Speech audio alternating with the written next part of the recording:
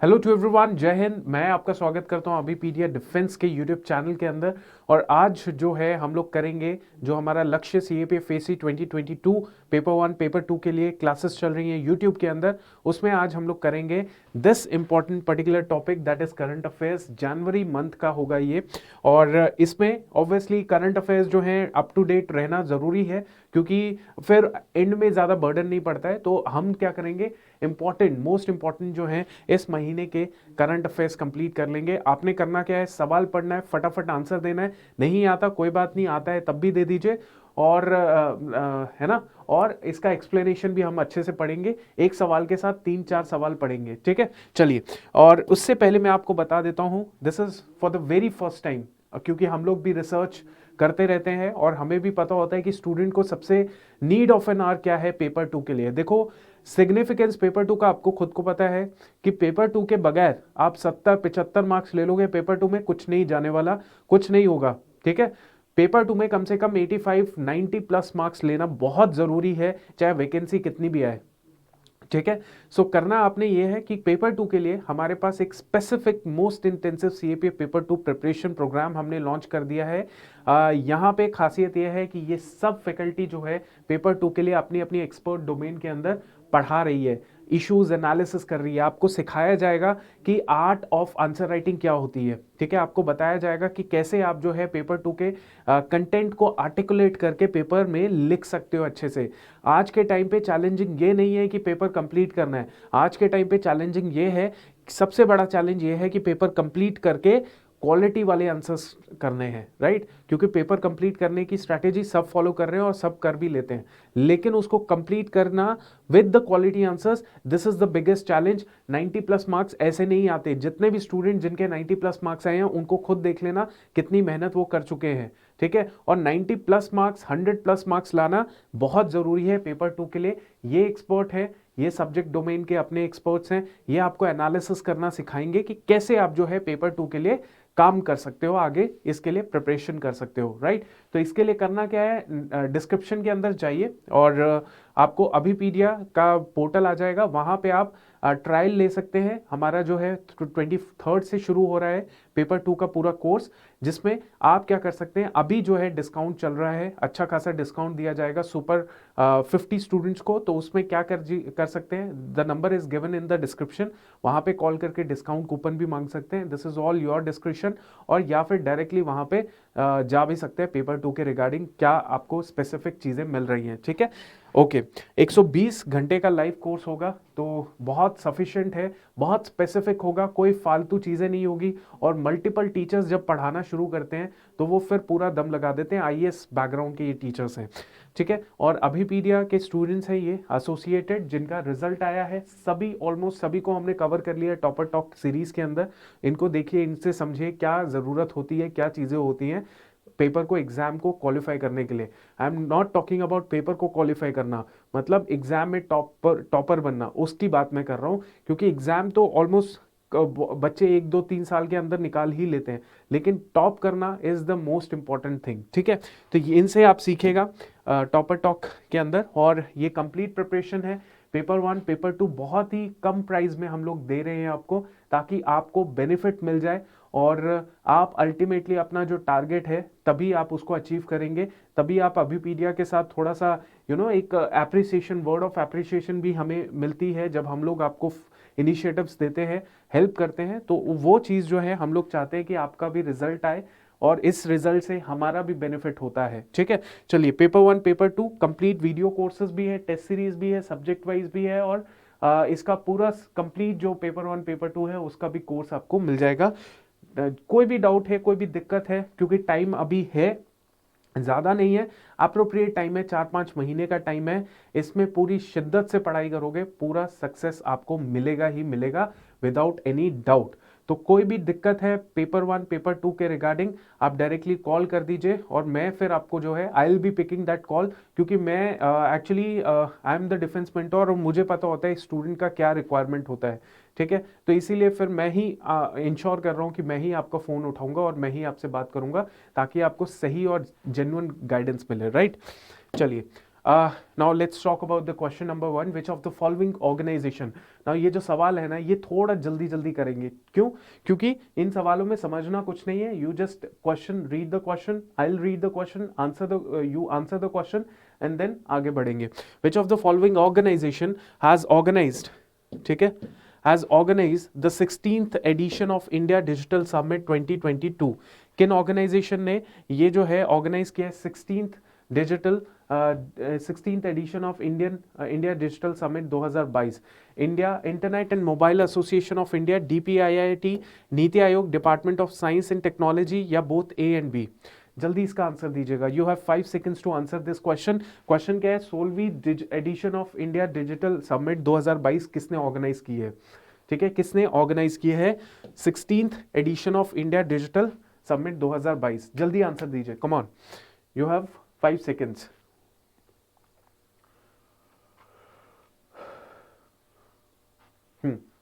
ठीक है, सो इसका आंसर क्या है? इसका है इंटरनेट। देखिए, सबसे पहले हम लोग एक्सप्लेनेशन देख लेते हैं कि ये ऑर्गेनाइज जो है union minister of commerce and industry Piyush Goyal साहब जो है उन्होंने वर्चुअली एड्रेस किया 16th इंडिया डिजिटल समिट 2022। ये 2 दिन का वर्चुअल इवेंट था और इसको किसने ऑर्गेनाइज किया है? हमारा ऑप्शन नंबर ए जो था, that is internet and mobile association of India, उसने ऑर्गेनाइज किया है ये समिट। ठीक है, और दूसरी चीज, अब दूसरा सवाल यहां से कैसे निकल के आएगा? थीम क्या है इस समिट की? बहुत इंपॉर्टेंट है, थीम ऑफ दिस समिट क्या है? थीम ऑफ दिस समिट क्या है? थीम ऑफ दिस समिट है सुपर चार्जिंग स्टार्टअप्स। क्या है? Super charging startups. अंडरस्टैंड हो गया? तो 2 सवाल आपके क्लियर हो गए, एक तो 16 डिजिटल समिट और दूसरा थीम क्या है। ठीक है, चलो नेक्स्ट हम लोग बात करते हैं what is the objective of clairvoyant. ठीक है, what is the objective of clairvoyant? The AI-based patented system launched recently। Clairvoyant, थोड़ा सा मुश्किल टर्मिनोलॉजी टर्म है ये, बट ऑब्जेक्टिव क्या है इस पर्टिकुलर चीज का? ठीक है, tackle the air pollution, water purification, mine crypto currency, disinfection, या नन ऑफ द अबव। ठीक है, इसमें 5 ऑप्शंस है, कोई दिक्कत नहीं है, जल्दी बताइए। हाँ जी, yes. So what is the objective of clairvoyant? So यहां पे हमारे पास आ जाता है water purification is the correct answer. तो क्या काम है इसका? It is water purification. ये जो कंपनी है, पेटेंटेड सिस्टम, कंपनी का पेटेंटेड सिस्टम है जिसका नाम ये है, ये एआई को यूज करता है ताकि प्यूरिफिकेशन जो है, वाटर प्यूरिफिकेशन बहुत अच्छे से कर पाए, और फ्यूचर में इसका बहुत अच्छा स्कोप भी है। राइट, ये न्यूज में था इसीलिए क्वेश्चन आ गया। Next is which state has won the maximum number of awards at the national startup award 2021? National startup award 2021 के अंदर मैक्सिमम नंबर ऑफ अवार्ड्स जो है किस स्टेट ने जीते हैं? ठीक है, is it Gujarat, Uttar Pradesh, Maharashtra, Karnataka and Bihar? National startup award 2021, जल्दी बताइए। ऑब्वियसली वहीं पे है जहां पे दिखता है कि जहां पे सबसे ज्यादा स्टार्टअप बनते और बिगड़ते हैं, मतलब सिलिकॉन वैली ऑफ इंडिया कौन सा है, उसी के अंदर होगा कहीं ना कहीं। सो इसका आंसर क्या है? इसका आंसर है Karnataka. So Karnataka is the right answer. So 4th option is the correct कि नेशनल स्टार्टअप जो अवार्ड है वो किसको मिला है? कर्नाटका को मिला है। ठीक है, और ये जो इनिशिएटिव है, ये इनिशिएटिव के बारे में थोड़ा सा जान लो, क्योंकि सीएपीएफ में जनरली ऐसा सवाल पूछ लिया जाता है स्टेटमेंट के फॉर्म में। National startup award has been given to Karnataka. Statement 2 is this particular initiative, Startup India initiative, launched in 2017. नहीं, it was launched in 2016। 2016 में इसको शुरू किया गया था। ठीक है, और इसका काम क्या है कि एक बहुत अच्छा जो है स्टार्टअप इकोसिस्टम तैयार करना। ओके, चलिए अब नेक्स्ट हम लोग बात करते हैं। ओके, यस, क्वेश्चन नंबर 4 क्या कहता है? जेदार लिथियम प्रोजेक्ट जो है, Jadar lithium project is associated with which country? कौन सी कंट्री के साथ ये एसोसिएटेड है? It is Chile, Australia, Serbia, या नन ऑफ द अबव? ठीक है, जेदार लिथियम प्रोजेक्ट जो है it is associated with which country? इसके ऊपर बहुत अच्छा प्रोटेस्ट चल रहा था, बहुत जबरदस्त प्रोटेस्ट चल रहा था। लिथियम जो है वो माइनिंग होता है, लिथियम माइनिंग जो है उसको करने वाली एक कंपनी है। ठीक है, और उस कंपनी ने वो लिथियम माइन कर रही थी, बट उसको फिर मना कर दिया गया क्योंकि आम जनता ने बहुत ज़्यादा प्रोटेस्ट किया। ठीक है, काफ़ी हद ज़्यादा प्रोटेस्ट किया और उस प्रोटेस्ट की वजह से उस लिथियम माइनिंग कंपनी को मना कर दिया गया। और ये जो है lithium project, it is in the news. तो this is in the Serbia, this is in the Serbia. अब इसकी वजह से क्या हुआ, अब देखिए आपको पता है कि अभी इलेक्ट्रॉनिक व्हीकल का पूरा ट्रेंड चल रहा है। ठीक है, बहुत जबरदस्त ट्रेंड चल रहा है इलेक्ट्रॉनिक व्हीकल्स का। तो अभी क्या है, वो चलता है बैटरी के ऊपर, और बैटरी जो होती है वो डिपेंड करती है लिथियम के ऊपर। ठीक है, तो लिथियम की डिमांड जो है वो वर्ल्ड ओवर बहुत ज़्यादा बढ़ती जा रही है। ठीक है, तो उसकी वजह से क्या है, जब सर्बिया के अंदर जो लिथियम है उसकी एक्सट्रैक्शन नहीं हो पाएगी, उसकी प्रॉपर सप्लाई नहीं हो पाएगी, तो फिर और जो डिमांड है वो तो बढ़ती जाएगी लेकिन सप्लाई कम होती जाएगी, जिससे लिथियम जो है उसकी प्राइजेस में ज़मीन आसमान का फर्क पड़ जाएगा। ठीक है, सो इसका आप ध्यान रखिएगा। सीएपीएफ के लिए एक चीज़ और इम्पॉर्टेंट है कि दो चीज़ें इंपॉर्टेंट है। एक तो पहली बात है कि ये जो माइनिंग कंपनी है ये काफ़ी बड़ी माइनिंग कंपनी है। It is a multinational mining organization which we call it as Rio Tinto. तो रियो टिंटो का सवाल ये याद रखिएगा आप कि रियो टिंटो क्या है, एक लिथियम मल्टीनेशनल माइनिंग ऑर्गेनाइजेशन है, पहला सवाल। दूसरा सवाल, ये जो जेडार है, जेडार रिवर जो है, जेडार जो है lithium project, it is basically a river. ठीक है, it is a river in the western Serbia, it is a river in the western Serbia. ठीक है, तो इसको आप याद रखिएगा। ओके, सो नेक्स्ट हम लोग बात करते हैं yes question 5, the center will make it mandatory for the car makers to provide a minimum of 6 airbags in the motor vehicles that can carry up to 8 passengers for the enhanced safety of occupants. ठीक है, this was announced by whom? ठीक है, so centre ने ये mandatory कर दिया car makers के लिए जिन कार्स की कैपेसिटी 8 पैसेंजर्स तक है। ठीक है, 8 पैसेंजर्स तक है, उन गाड़ियों के अंदर आपके पास मिनिमम 6 एयरबैग्स होने चाहिए। ठीक है, और for the enhance safety of occupants. ठीक है, सो ये अनाउंस किसने किया है, जल्दी आप बताइए। इट इज नरेंद्र मोदी, अमित शाह, नितिन गडकरी या अर्जुन मुंडा? यस, हाँ, सो इसका आंसर क्या है? Obviously it is Nitin Gadkari ji. Centre ने ये डिसीजन लिया है बिकॉज यूनियन मिनिस्टर जो हैं हमारे नितिन गडकरी, उन्होंने ये डिसाइड किया कि हम लोग जो है इस तरीके का लेकर आएंगे, मैंडेटरी कर देंगे, क्योंकि देखिए सेफ्टी ऑफ पैसेंजर्स सबसे इंपॉर्टेंट होती है। पैसेंजर की लाइफ बच सकती है अगर इस तरीके से एयर बैग्स हों गाड़ियों के अंदर। गाड़ियों के अंदर एयर बैग्स इसलिए नहीं गाड़ियाँ ज़्यादातर रखती हैं बिकॉज कई बार वो प्रॉफिट कमाने के चक्कर में कि एयर बैग्स देके उनका ज़्यादा थोड़ा ग्रॉस मार्जिन, नेट मार्जिन के अंदर फर्क पड़ जाता है ना। तो with reference to the recently released Food Safety and Standard Regulation 2021 Act, the draft regulation will be applicable to whom? It will be applicable to genetically modified organisms, genetically engineered organisms, living modified organisms. ठीक है? So ये जो है with reference to the recently released Food Safety and Standards Regulation 2021 Act, the draft regulation will be applicable to whom? तो ये थोड़ा सा typical सवाल है, साइंस एंड टेक से रिलेटेड हो सकता है ये सवाल। जल्दी बताइएगा क्या लगता है, ओनली 1 and 2, 2 and 3, 1 या ऑल 1 2 3? जल्दी बताइए। You have 5 seconds to answer this question. थोड़ा लेंदी सवाल है इसीलिए मैं टाइम भी दे रहा हूं आपको, पर एटलीस्ट सवाल का आंसर तो जरूर चाहिए मुझे।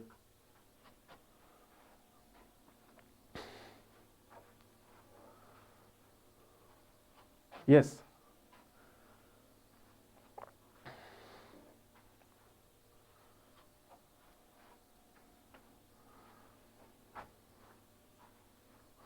हाँ जी, so it is genetically modified organisms, engineered organisms भी इसके अंदर है और मॉडिफाइड ऑर्गेनिजम्स भी हैं। तो तीनों के तीनों जो हैं आपका आंसर होगा, तो 1 2 3 is the correct answer, right. चलिए नेक्स्ट क्वेश्चन देखते हैं। With reference to the national technical textile mission consider the following statement. पहला है, the cabinet committee on economic affairs has given its approval for the national technical textile mission with the outlay of 1480 crore. An export promotion council will be set up to boost the export of technical textiles. The mission would have a 4-year implementation period from financial year 2021 to 23 to 24। अब कौन सी statement है जो correct है? Which of the following statements are correct? Is it 1 2 2 3 1 3 1 1 2 3? जल्दी answer दीजिएगा, come on quick.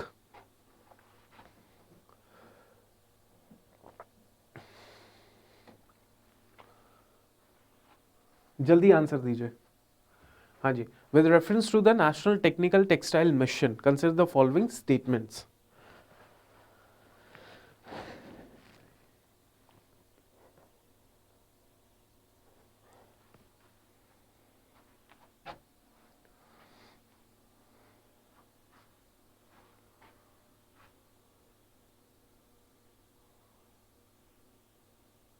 Yes, so देखिए first statement is correct.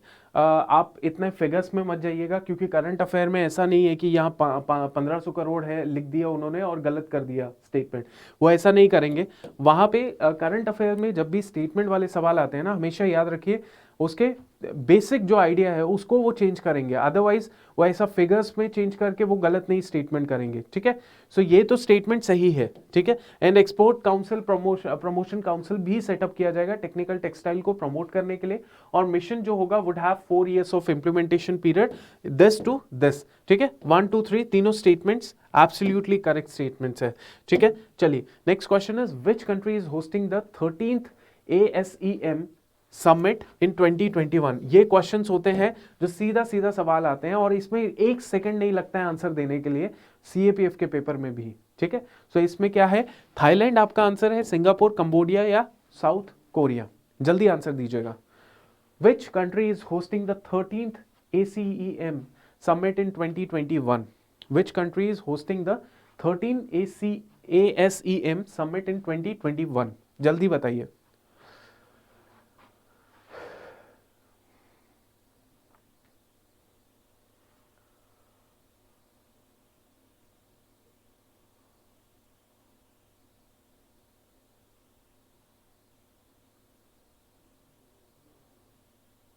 हाँ जी, चलिए। So is it Thailand, is it Singapore, is it Cambodia या south Korea? तो ये जो answer है that is third option, that means जो 13th एडिशन है, याद रखिए पहला पॉइंट इज 13th, कई बार 12th लिख देंगे वो लोग, ठीक है, ऐसा भी कर सकते हैं। ASEM that is Asia Europe meeting, ठीक है। इसका जो समिट है has been organized on 25th and 26th 2021। The summit is being hosted by Cambodia as a ASEM chair, ठीक है। तो एशिया यूरोप मीटिंग जो है ये कहाँ पे हो रही है? कंबोडिया के अंदर जो है ये होस्ट की जाएगी, ठीक है। चलिए नेक्स्ट क्वेश्चन देखते हैं। सेला टनल क्या है? सेला टनल जो है which was in the news recently is located in which Indian state? देखिए न्यूज के अंदर था, आपको पता है सेला टनल हो गया, और it is in the Andhra Pradesh, Uttar Pradesh, sorry Himachal Pradesh, Uttarakhand या अरुणाचल प्रदेश? जल्दी आंसर दीजिएगा। सेला टनल जो है which was in the news recently is located in which of the following Indian state? Yes, जल्दी बताइए।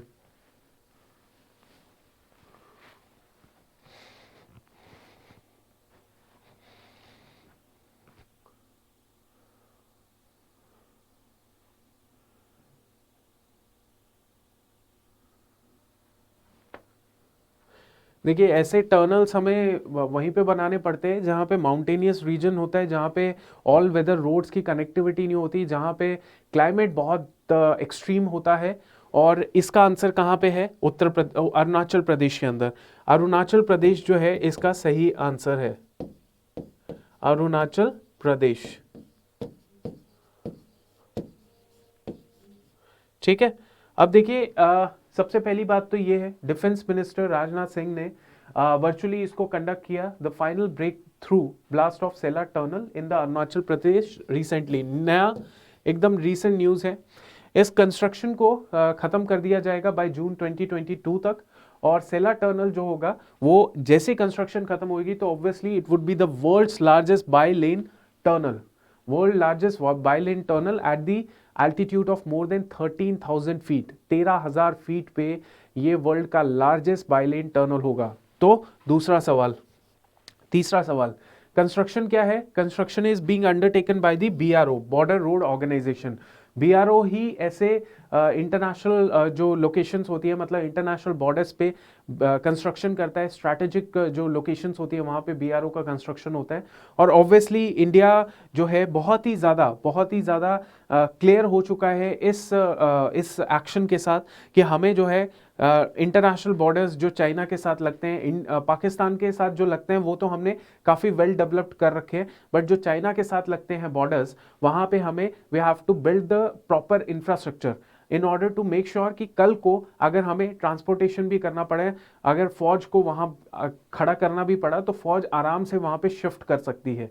ठीक है, तो वहाँ पे अभी तक भी हमारा इंफ्रास्ट्रक्चर वेल डेवलप नहीं है। ठीक है, चाइना ने, आपने देखा है चाइना के रिपोर्ट्स भी आती रहती है, चाइना ने तो पूरा का पूरा वहाँ पे अच्छा खासा पेंगोंग सो लेक वाला रीजन जो है वहाँ पे पूरा ब्रिज बना लिया है, और भी बहुत सारी न्यूज़ आती रहती है कि construction of China is keep on going. ठीक है, तो हमें भी इस तरीके से करना ही पड़ेगा। नेक्स्ट क्वेश्चन देखते हैं, कौन सी सिटी है which has achieve the top rank in the inaugural SDG urban index and dashboard 2021-2022? Is it Shimla, Chandigarh, Bangalore और Guwahati?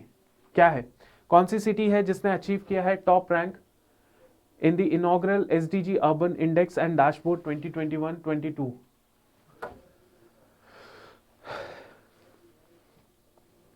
Is it Shimla, Chandigarh, Bangalore, Guwahati?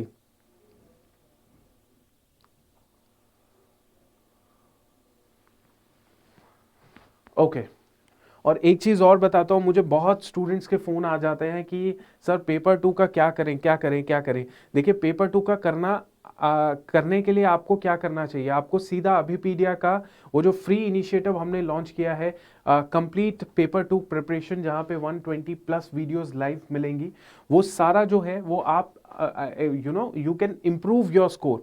Because देखिए इट इज़ नॉट अबाउट कि क्वांटिटी लिख दिया आपने पेपर 2 में कि मैंने जी कुछ न्यू एजुकेशन पॉलिसी पे आंसर लिख दिया, ठीक है, लेकिन जहाँ पे वो चीज़ पूछी हुई है, क्या पूछी हुई है, कितना कैसे लिखना है, आर्टिकुलेशन क्या होता है, राइटिंग प्रैक्टिस कैसे करनी होती है, ये सारी चीज़ें ना it takes time and you still have time. अगस्त में आपका पेपर है, you still have proper 5 months, एक जैसे कहते हैं ना शांति वाले 5 महीने आपके पास अभी भी हैं to prepare for the paper 2।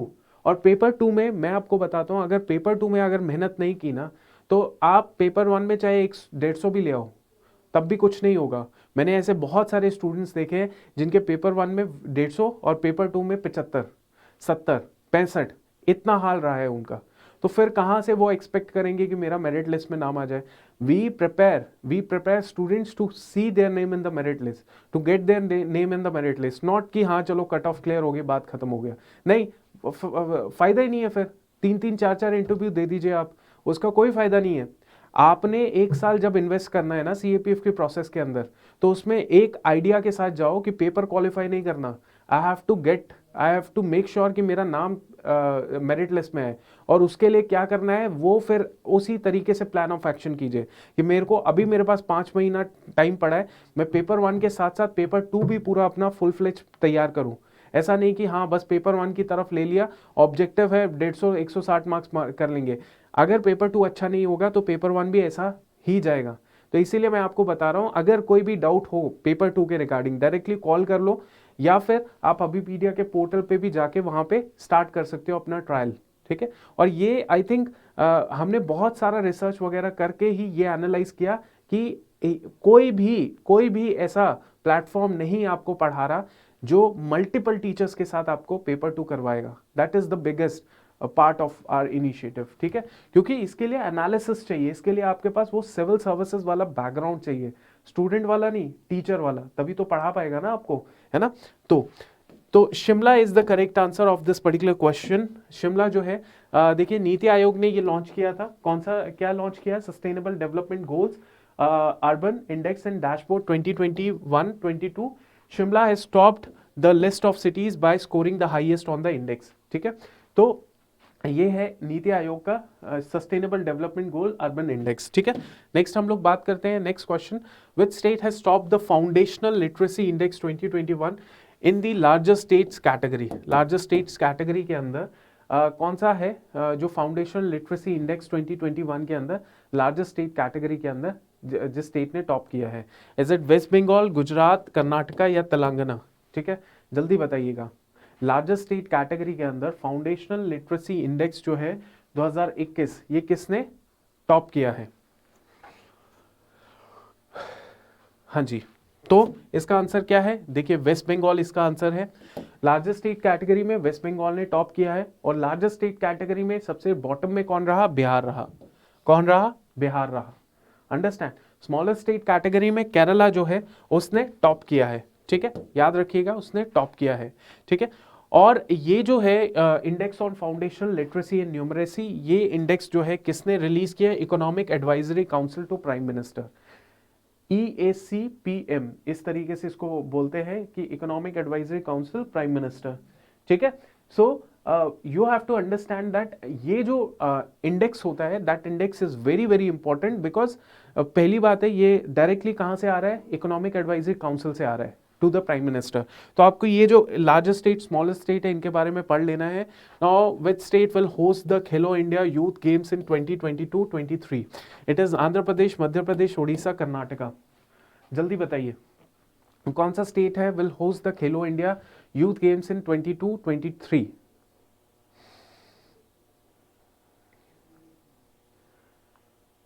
जल्दी बताइए। हाँ जी, so it is Madhya Pradesh. Madhya प्रदेश जो है 2022-23 का खेलो इंडिया कर रहा है, भोपाल के अंदर ये होने वाला है। चलिए नेक्स्ट क्वेश्चन देख लेते हैं। ठीक है, देखिए, the Atal innovation mission, Atal innovation mission is being setup under, Atal innovation mission जो है वो सेटअप किया जा रहा है under which ministry? It is HRD ministry, ISRO, ministry of science and technology and NITI Aayog.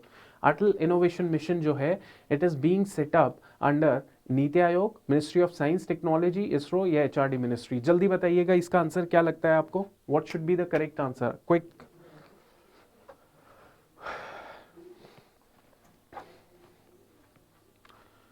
हाँ जी,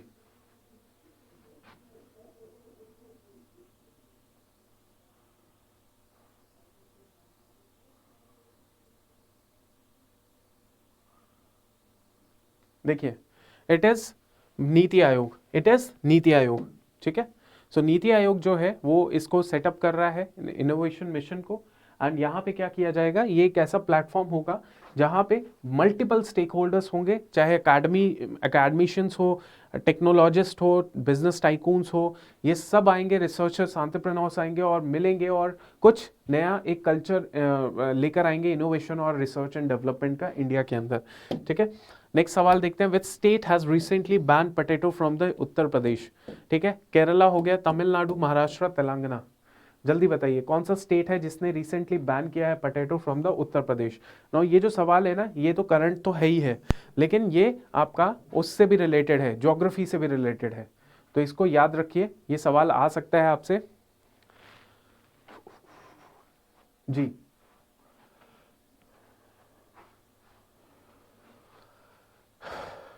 which state has recently banned the potato from the Uttar Pradesh? देखिए, क्या है, उत्तर प्रदेश के जो आलू हैं वो वर्ल्ड बढ़िया फेमस हैं। ठीक है, शेल्फ लाइफ भी उत्तर प्रदेश के आलू की ठीक है, लेकिन थोड़े से ये कॉस्टली हो जाते हैं। ठीक है, और इनसे इस आलू को मंगाया जाता था तेलंगाना से। ठीक है, तेलंगाना जो है उसको इंपोर्ट कराता था आलू उत्तर प्रदेश से, बट अब तेलंगाना ने ये बंद कर दिया। क्यों? रीज़न इसका यही है कि इन्होंने खुद जो है अपने जो आलू के प्रोडक्शन है उसको बढ़ा लिया है। ठीक है, तो इसका ये रीज़न है। ठीक है, तो इसके बारे में ज़रूर थोड़ा न्यूज़पेपर में पढ़ लीजिएगा या कहीं और भी देख सकते हैं, क्योंकि तो जोग्राफिकल एस्पेक्ट आपको क्लियर हो जाएगा कि तेलंगाना में भी आलू प्रोड्यूस करते हैं, लेकिन उस आलू की क्वालिटी इतनी अच्छी नहीं होती जितनी इनकी होती है। और ये जो आलू होते हैं ये क्या करते हैं ना, यूपी वाले आलू कैसे होते हैं कि एक बार प्रोडक्शन होगी तो साल में एक बार ही प्रोडक्शन होगी।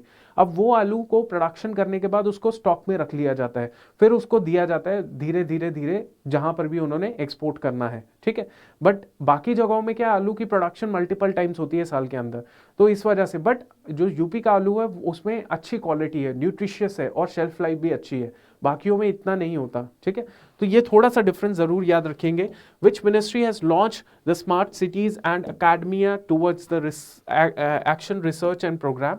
Is it ministry of education, ministry of science technology, ministry of housing and urban affairs, ministry of electronics and IT? जल्दी बताइए।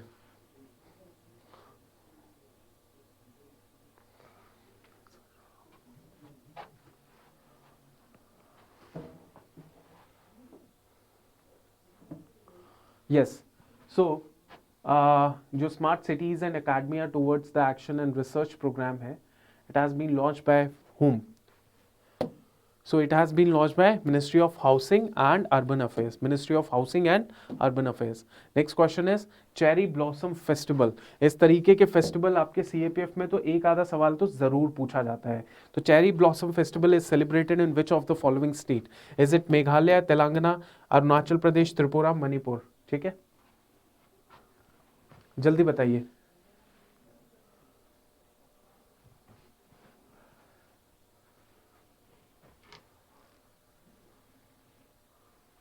यस,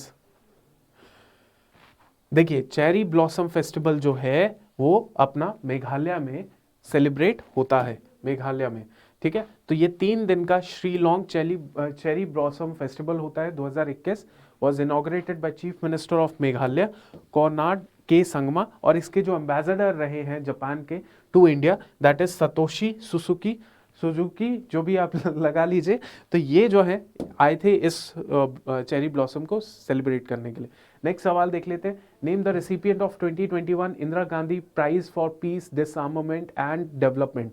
तो कौन है रेसिपिएंट 2021 के Indira Gandhi prize for peace, disarmament and development के? जल्दी बताइएगा कौन है इसके recipient. Is it Goonj, SEEDS, Pratham, HelpAge, IIT Madras?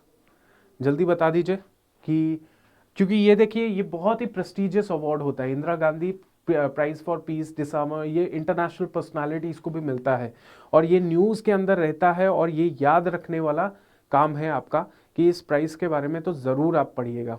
ठीक है, सो क्या है इसका आंसर, जल्दी बताइए। Name the recipient of 2021 Indira Gandhi prize for peace, disarmament and development.